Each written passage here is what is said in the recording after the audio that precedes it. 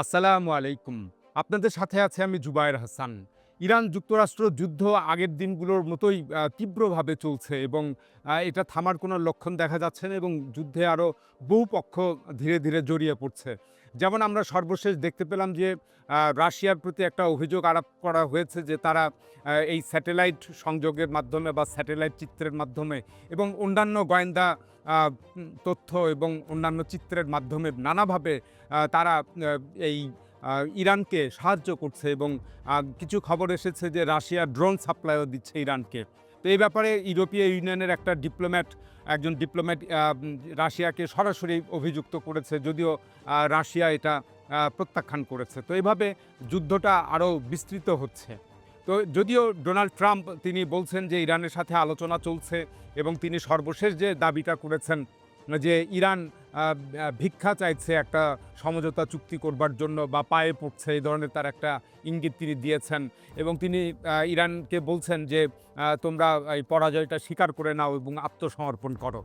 কিন্তু যিনি ইরানের পররাষ্ট্রমন্ত্রী রয়েছেন আব্বাস আরাকজি, তিনি এই সমস্ত আলোচনার সকল প্রস্তাব এবং আলোচনার গুঞ্জনকে তিনি একেবারে উড়িয়ে দিয়েছেন এবং প্রত্যাখ্যান করেছেন এবং এটাই ইরানের সবচেয়ে শীর্ষ জায়গা থেকে এই আলোচনা যে প্রত্যাখ্যান করা হলো বা আলোচনা যে চলছে না, তো সেটার একটা প্রমাণ পাওয়া গেল। তো এই আব্বাস আরাকজি, ইরানিয়ান ফরেন মিনিস্টার, তিনি বলেন যে প্রতিরোধ চলতে থাকবে এবং সমঝোতার কোনো ইচ্ছা ইরানের নাই। তো এতে ক্ষিপ্ত হয়ে ডোনাল্ড ট্রাম্প বলছেন যে আগের চেয়েও আরও ভয়াবহ হামলা ইরানের উপরে করা হবে এবং ইরানকে একটা জাহান্নামে পৌঁছানো হবে। তো আসলে গত ৪৮ ঘণ্টায় ধরে যুদ্ধ বন্ধের যে আলোচনার কথাগুলো শোনা যাচ্ছিল, তা অতিরঞ্জিত ছিল বলে এখন মনে হচ্ছে এবং এটা একটা মিডিয়া হাইপ তৈরি হয়েছিল। তো ডোনাল্ড ট্রাম্প এটা কৌশলের তার একটা অংশ হিসাবে এটা করেছেন এবং তিনি এই ১৫ দফা যে প্রস্তাব দিয়েছিলেন সেটা তার একটা অন্যতম কৌশল ছিল এবং পাকিস্তানের মাধ্যমে সেই প্রস্তাব পাঠানো হয়, যেটা বিশ্ব মিডিয়ায় এসেছে। কিন্তু ইরান এটা প্রত্যাখ্যান করে এবং ইরান এই সর্বশেষ যে স্টেটমেন্ট সেটাতে তাই প্রমাণিত হয়। তো মার্কিন প্রেসিডেন্ট ডোনাল্ড ট্রাম্প মূলত ২২ মার্চ তিনি ইরানকে যে আল্টিমেটাম দিয়েছিলেন সেটাতেই তিনি বিপদে পড়েছেন। তো তিনি ওই আল্টিমেটামে বলেছিলেন যে ৪৮ ঘণ্টার মধ্যে হরমুজ প্রণালী খুলে না দিলে ইরানের পাওয়ার প্ল্যান্টগুলো ধ্বংস করে দেওয়া হবে। তো এতে ইরানও এই উপসাগরীয় দেশগুলোতে অবস্থিত যে সমস্ত পাওয়ার প্ল্যান্ট রয়েছে, আইটি সেক্টর রয়েছে এবং ইসরায়েলের অভ্যন্তরেও পাওয়ার প্ল্যান্ট, আইটি সেক্টর, পানি শোধনাগার, এগুলো উড়িয়ে দেওয়ার একটা হুমকি দেয় ইরান। তো এতে ডোনাল্ড ট্রাম্প বেকায়দায় পড়েন, কারণ ইরানের পক্ষে এসব স্থাপনা গুঁড়িয়ে দেওয়া সম্ভব। তো এভাবে নিজের একটা হুমকিতে ডোনাল্ড ট্রাম্প নিজেই আটকা পড়েন এবং অতঃপর এটার থেকে বের হওয়ার জন্য ডোনাল্ড ট্রাম্প এই ২৪ ঘণ্টা পর ২৩ মার্চ এই আলোচনার এই প্রস্তাবটা তিনি হাজির করেন এবং এর মাধ্যমে তিনি সারা বিশ্বের দৃষ্টিটা ঘুরিয়ে দেন এবং বিশ্ব মিডিয়ায় এই ট্রাম্পের প্রস্তাব নিয়ে একটা হাইপ তোলা হয় এবং পাকিস্তানকে প্রধান মধ্যস্থতাকারী হিসাবে এখানে দেখানো হয়। তো এইভাবে আলোচনা চলতে থাকে। কিন্তু এখন যেটা বোঝা যাচ্ছে যে ডোনাল্ড ট্রাম্প মূলত ইরানের উপরে আরও ব্যাপক হামলার জন্য তিনি প্রস্তুতি নিচ্ছেন এবং জনমত তার পক্ষে নেওয়ার জন্য এই আলোচনার নাটকটা তিনি সাজিয়েছিলেন, যাতে বলা যায় যে আমরা বা যুক্তরাষ্ট্র তো অনেক আলোচনার প্রস্তাব দিলাম বা আলোচনার চেষ্টা করলাম, ইরান মানেনি। তো এখন যুক্তরাষ্ট্র আলোচনার জন্য প্রস্তুত, কিন্তু ইরান তা মানেনি। তো এই অজুহাত তুলে ইরানের উপরে আরও ভয়াবহ হামলা করা যায়, যেন বিশ্ব জনমতটা তার পক্ষে আসে, বিশেষ করে আমেরিকান জনমতটা তার পক্ষে আসে। এভাবে ডোনাল্ড ট্রাম্প একটা ইরানের উপরে ভয়াবহ হামলার একটা প্লট তৈরি করেন।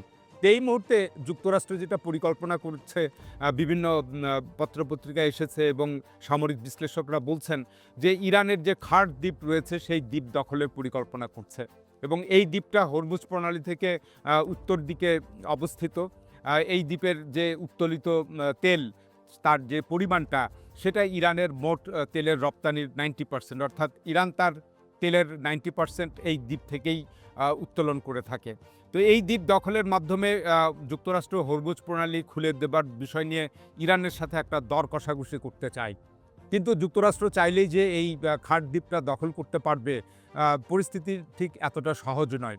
তো এতে মার্কিন যুক্তরাষ্ট্রের বিপুল পরিমাণ মার্কিন সৈন্য তারা হতাহত হবে এবং আরও অন্যান্য ক্ষয়ক্ষতি হবে এবং এছাড়া যদি জোরপূর্বক বা এই সমস্ত বাধা অতিক্রম করে মার্কিন সেনারা, প্যারাট্রুপার সৈন্যরা তারা যদি খাড় দ্বীপের উপরে অবতরণ করে বা এটা দখল করতে চায়, তখন এই দখলটা অবতরণ করলেও তারা দখলটা ধরে রাখতে পারবে না। এর কারণ হচ্ছে ইরানের এটা খুব সন্নিকটে একটা অবস্থিত এবং ইরান ড্রোন এবং মিসাইল হামলার মাধ্যমে এই মার্কিন সৈন্যদের বা মার্কিন অন্যান্য সামরিক সরঞ্জামগুলোকে সহজ শিকারে পরিণত করবে। তো খবর পাওয়া যাচ্ছে যে ইরান ইতিমধ্যেই খাড় দ্বীপে বিপুল পরিমাণ তাদের সামরিক সরঞ্জাম মোতায়েন করেছে এবং ইরান একটা শক্ত প্রতিরোধ ব্যবস্থা সেখানে গড়ে তুলেছে।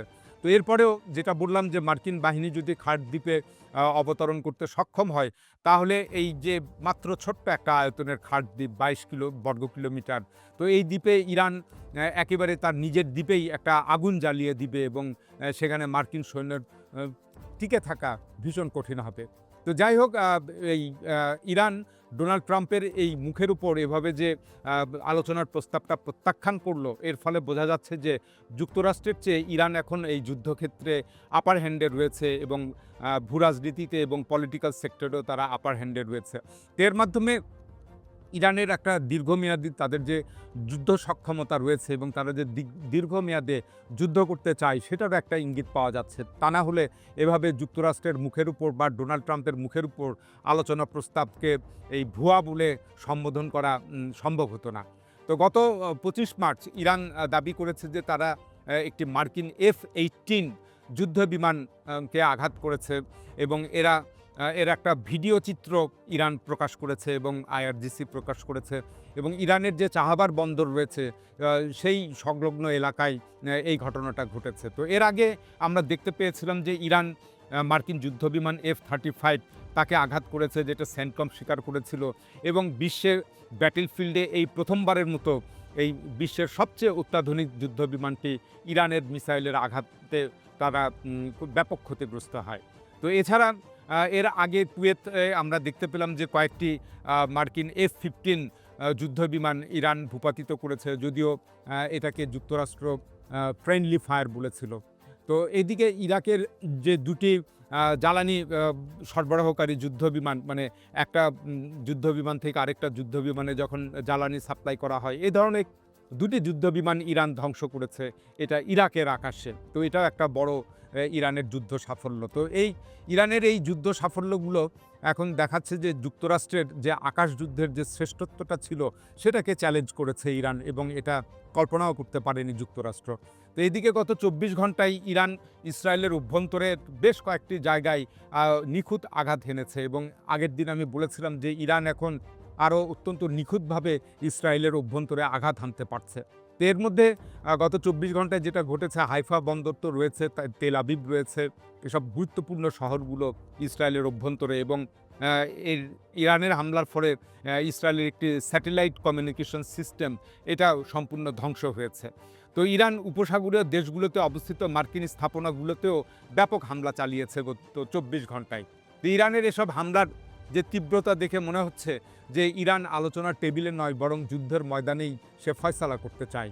তো এদিকে ইরাকের অভ্যন্তরে ইরান সমর্থিত যেসব কয়েকটি সশস্ত্র যোদ্ধা গ্রুপ রয়েছে, তারা মার্কিন স্থাপনাগুলোতে দফায় দফায় হামলা করছে এবং ব্যাপক তারা একটা মার্কিন স্থাপনাগুলো, মার্কিন সামরিক ঘাঁটি, এম্বাসি এবং হোটেল এবং তেলক্ষেত্রগুলো, আরও বিভিন্ন স্থাপনা, সেখানে ব্যাপক হামলা করছে এই ইরাকের সশস্ত্র গোষ্ঠীগুলো যারা ইরান সমর্থিত।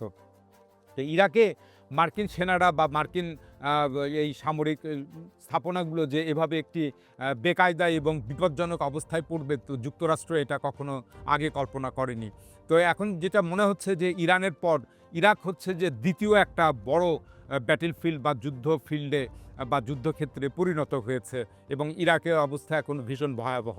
তো এদিকে দক্ষিণ লেবাননে আমরা দেখতে পাচ্ছি যে হেজবুল্লাহর প্রতিরোধের মুখে ইসরায়েলি সেনাবাহিনীরও ব্যাপক তারা ক্ষয়ক্ষতির মুখে পড়েছে এবং গত ২৪ ঘন্টায় হেজবুল্লাহ দাবি করেছে তারা ইসরায়েলের কয়েকটি মার্কাভা ট্যাঙ্ক এটা ধ্বংস করেছে। এছাড়া একজন ইসরায়েলি সৈন্য এবং কয়েকজন সৈন্য আহত, একজন ইসরায়েলি সৈন্য নিহত এবং কয়েকজন ইসরায়েলি সৈন্য আহত হওয়ার কথা ইসরায়েল নিজেই স্বীকার করেছে। তো এভাবে হেজবুল্লাহ যে এমন একটা শক্ত প্রতিরোধ গড়ে তুলবে, সেটাও ইসরায়েল আগে থেকে কল্পনা করতে পারেনি। তো যাই হোক, বিদেশের মাটিতে বা দেশের বাইরে ইরানের সবচেয়ে একটা শক্তিশালী মিত্র হচ্ছে ইয়েমেনের আনসারুল্লাহ হুতি সশস্ত্র যোদ্ধা গোষ্ঠী।